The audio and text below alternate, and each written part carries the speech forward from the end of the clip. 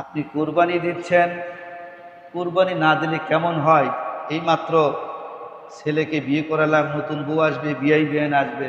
মেয়েকে বিয়ে দিলাম, নতুন জামাই আসবে, হ্যাঁ, বিয়াই বিয়ান আসবে, দাওয়াত করা লাগবে।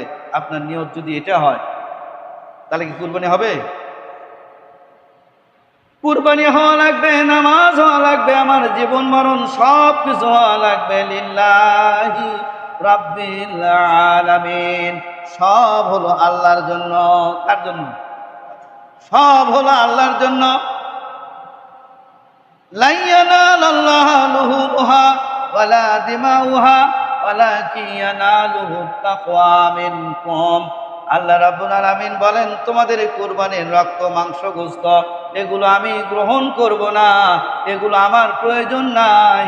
আমার প্রয়োজন হলো কার ভয়ে, কার ভয়ে, কার উদ্দেশ্যে তুমি কুরবানি দাও।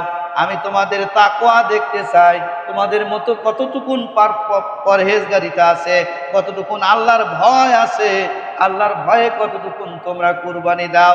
এই তাকওয়া আমি মহান রব্বুল আলামিন গ্রহণ করব।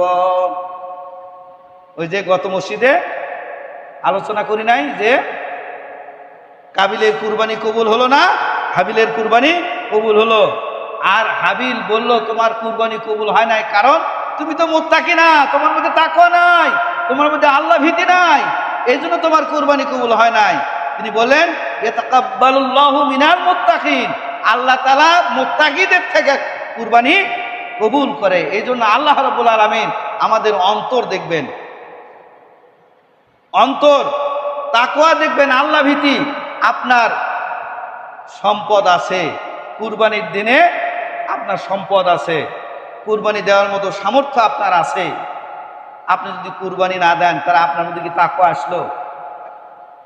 আপনার ভয় থাকতে হবে যে আমি যদি কুরবানি না দেই, একটু জবাব দিয়ে আল্লাহ পাক আমাকে করবে, সম্পদের জবাব আল্লাহ পাকের কাছে দিতে হবে।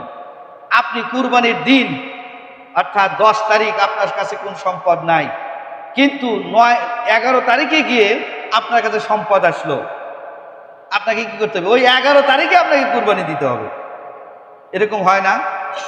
11 তারিখে আপনাকে কুরবানি দিতে হবে। সম্মানিত উপস্থিতি, তাহলে আমাদেরকে আগে নামাজ, তারপর হলো কি কুরবানি। এবং এই কুরবানির মধ্যে লোক দেখানো কোনো কিছুই থাকা যাবে না। লোক দেখানো, আপনার ভেতরে থাকতে হবে কি আল্লাহর ভয়। আল্লাহর ভয়ে আপনি কি কুরবানি দিচ্ছি, এটাই থাকতে হবে আপনাকে। এখন আপনি কুরবানি দিয়েছেন, এই কুরবানির গোশত আপনি কি করবেন? এখন কুরবানি দেওয়ার পর আপনার ভেতর আপনার তাকওয়াটা কতটুকুন আপনি ভালো করে খেয়াল করবেন। অনেকেই আছে, হ্যাঁ, আমার বাগরাতি আছে, যে একাই একজন কুরবানি দেয়, আর কোনো সমাজ নাই, একাই দেয়, দিয়া মনে করেন যে ও যা খুশি তাই করে। এখন ওর তাকওয়া আর যারা আপনার সমষ্টিগতভাবে দেন, তাদের তাকওয়া কি এক? সমষ্টিগত আমরা যখন কুরবানি দেই, তখন জিনিসটা কি সুষ্ঠু বন্টন এখানে হয়। কথা ঠিক কিনা? সুষ্ঠু বন্টন এখানে হয়। তাহলে এই তাকওয়া আর এককভাবে দেওয়া, এই তাকওয়ার মধ্যে কি আছে? কম বেশি আছে। এই জন্য আপনি পুরো গরু আপনি খেতে পারবেন, সমস্যা নাই, পুরো খাসি আপনি খেতে পারবেন, কিন্তু আপনার কি তাকওয়াটা কেমন আল্লাহ দেখবে না?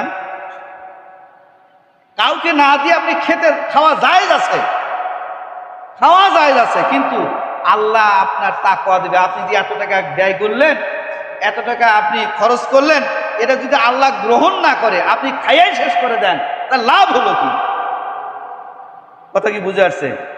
ইব্রাহিম আলাইহিস সালাম যে কুরবানি দিয়েছিলেন, এই কুরবানির মধ্যে আপনার কি ছিল? তাকওয়া ছিল। কথা ঠিক কিনা? হ্যাঁ, তাকওয়া ছিল। এই কুরবানির মধ্যে তাকওয়া ছিল। সাহাবা আসবাই না যে কুরবানি দিয়েছেন, এই কুরবানির মধ্যে কি ছিল? তাকওয়া ছিল। অর্থাৎ আপনাকে তাকওয়াটা আল্লাহ রাব্বুল আলামিন কবুল করবেন। আপনার এই তাকওয়া অবলম্বন করার জন্য, তাকওয়া আল্লাহ ভীতি আমাদের মধ্যে নিয়ে আসার জন্য আমাদের চেষ্টা পাওয়া লাগবে। আল্লাহ পাক আমাদের সকলকে কবুল করুক। সকলে করে আমিন।